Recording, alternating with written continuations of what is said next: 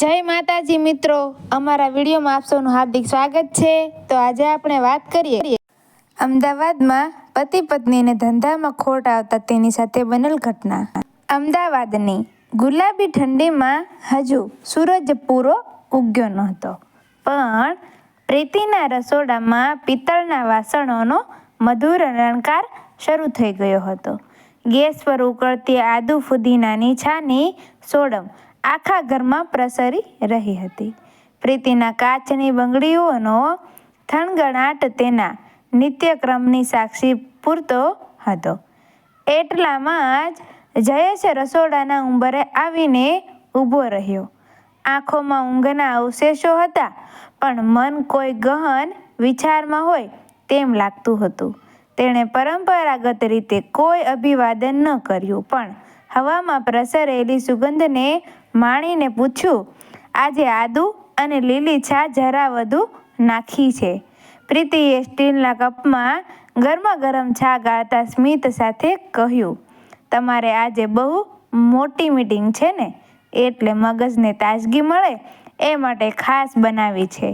ગુજરાતી સંસારની આ જ ખાસિયત છે। અહીં પ્રેમ હંમેશા શબ્દો દ્વારા વ્યક્ત થતી નથી, તે ક્યારેક થેપલામાં તો ક્યારેક પત્નીની પસંદ નાપસંદના ઝીણવટ ભર્યા ખ્યાલમાં છુપાયેલો હોય છે। જયેશ વેપારી માણસ હતો। એનું મગજ હંમેશા હિસાબી કિતાબ અને ટેક્સમાં વપરાએ પરોવાયેલું રહેતું। બહારથી જોનારને લાગે કે કેટલો રૂખો છે, પણ પ્રીતિ એની અસલિયત જાણતી હતી। રાત્રે 2 વાગ્યે પ્રીતિને ઠંડી ન લાગે એટલે ચૂપચાપ પંખો ધીમે કરી દેવો કે છેલ્લી જલેબી મારું પેટ ભરાઈ ગયું છે કહીને પ્રીતિ માટે છોડી દેવી, આ જ એનો પ્રેમ હતો। બા સાથે વાત થઈ, રાજકોટમાં વરસાદ બહુ છે? જયેશે ચાનો ઘૂંટડો લેતા પૂછ્યું। હા બા, કહેતા હતા કે ધાબુ થોડું ટપકે છે। જયેશે તરત જ રસ્તો કાઢ્યો, બાને કહી દેજે આવતા અઠવાડિયે ગાડી મોકલીશ, અહીં લઈ આવીએ, ત્યાં પલળવાની જરૂર નથી। પ્રીતિના ચહેરા પર સ્મિત આવી ગયું। જયેશનો પ્રેમ વ્યક્ત કરવાની આ જ રીત હતી, સીધી અને વ્યવહારુ। રાત્રે જમતી વખતે ટેબલ પર દાળનો વઘાર અને હિંગની સોડમ ફેલાયેલી હતી। આખો દિવસ જે પણ તણાવ રહ્યો હોય, પણ રાતનું ભોજન તો સાથે જ હોય। પ્રીતિ, આજે દાળમાં મીઠું થોડું ઓછું લાગે છે, કેમ? જયેશે મજાક કરતા પૂછ્યું। પ્રીતિએ તરત જ વળતો જવાબ આપ્યો, તો પછી કાલે શેઠ પોતે રસોઈમાં ઉતરશે, મારે પણ જોવું છે કે તમારા હાથનો સ્વાદ કેવો હોય છે। બંને ખડખડાટ હસી પડ્યા। આ મીઠી તકરાર જ તો તેમના જીવનનો અસલી મસાલો હતો। જમ્યા પછી જ્યારે પ્રીતિ વાસણ સમેટી રહી હતી, ત્યારે જયેશે ખિસ્સામાંથી એક નાની કાગળની પડીકી કાઢી। અંદર તાજા મોગરાના ગજરા હતા। ચોક પર ટ્રાફિકમાં ઊભો હતો ને સુગંધ બહુ સરસ આવતી હતી, એટલે લીધા। જયેશે જાણે કંઈ મોટી વાત ન હોય તેમ કહ્યું।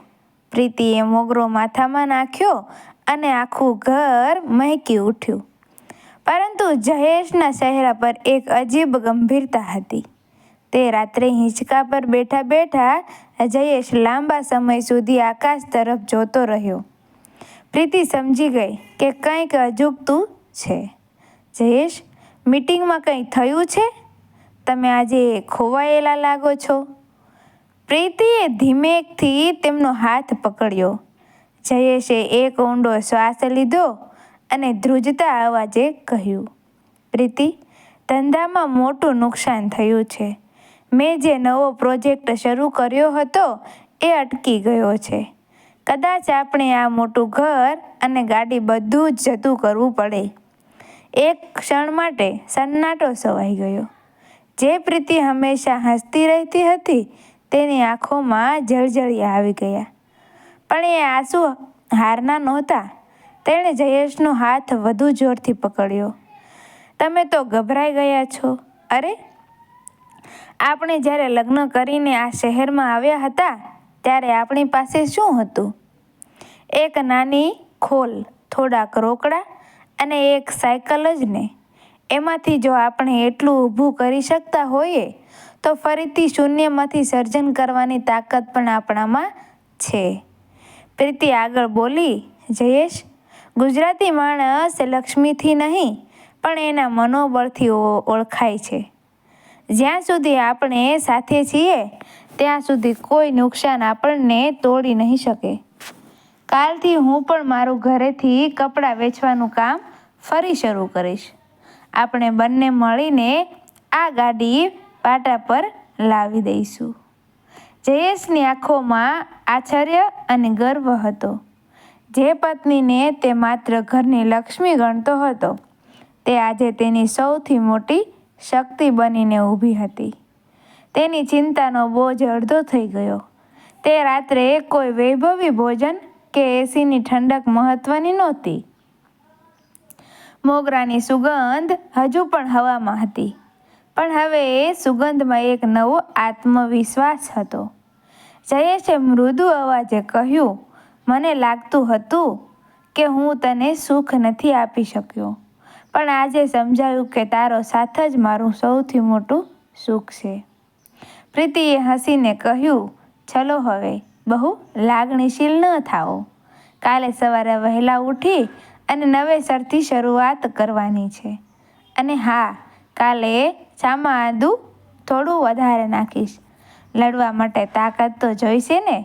અંધારામાં પણ એ બંનેના ચહેરા પર એક એવી ચમક હતી કે જે કોઈ પણ હીરા જવેરાત કરતાં વધુ કિંમતી હતી. પ્રીતિ અને જયેશની આ વાર્તા એ વાતની સાક્ષી પૂરે છે કે જ્યારે પતિ પત્ની એકબીજાના પૂરક બને છે ત્યારે જીવનના ગમે તેવા તોફાન સામે પણ ઘરનો દીવો ક્યારેય બુઝાતો નથી. મિત્રો, વિડીયો ગમ્યો હોય તો વિડીયોને લાઈક કરજો, શેર કરજો અને અમારા આવા જ નવા વિડીયો જોવા માટે અમારી ચેનલને સબસ્ક્રાઈબ કરી દેજો. Thank you.